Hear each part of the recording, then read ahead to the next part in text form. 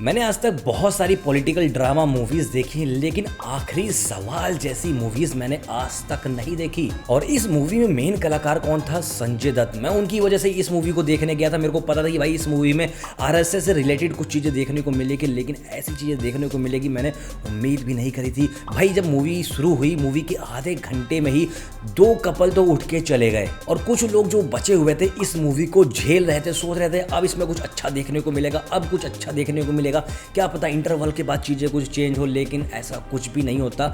एक टाइम तो मेरे को ऐसे लग रहा था कि भाई वो सूर्यवंशी वाली मेरे को खीर मिल जाए और वो खीर खा के मैं।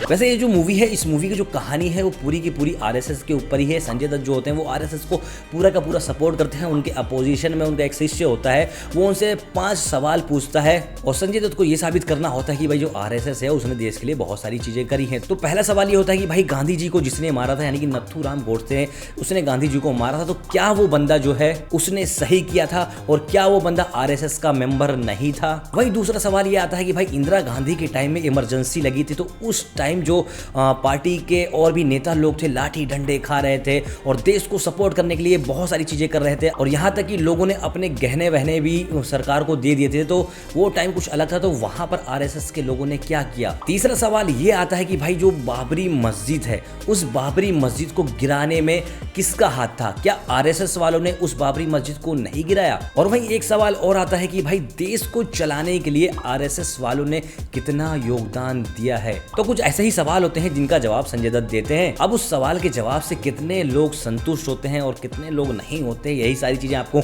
मूवी में देखने को मिलने वाली है। और ये जो मूवी है बहुत ही ज्यादा स्लो है। अगर आप कॉमेडी देखना चाहते हो, थोड़ा एक्शन देखना चाहते हो, या फिर कुछ अलग हटकर देखना चाहते हो, तो इस मूवी में कुछ ऐसा देखने को नहीं मिलेगा।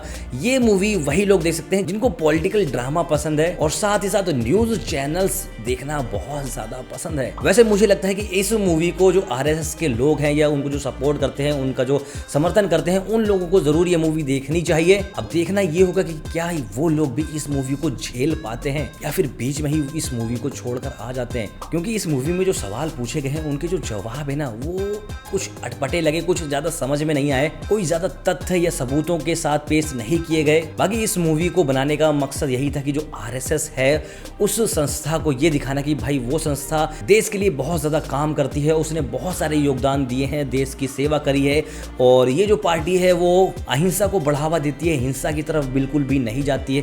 लेकिन रियल लाइफ में ये पार्टी कैसी है आप सभी को शायद पता ही होगा। और इस मूवी में एक चीज और कही गई थी कि भाई ये जो पार्टी है, ये जिन लोगों को सपोर्ट करती है, वो विक्टिम कार्ड खेलते हैं, यानी कि किसी लोगों को मरवा देना या कहीं कुछ करवा देना, उसके बाद उसी के नाम पर वोट मांगना। क्या आपको लगता है कि ये सारी चीजें जो है वो झूठ है या ऐसा ही आज हो रहा है? बाकी देखो, इस मूवी में ज्यादा हिंदू मुस्लिम वाला कोई कॉन्सेप्ट नहीं उठाया गया है।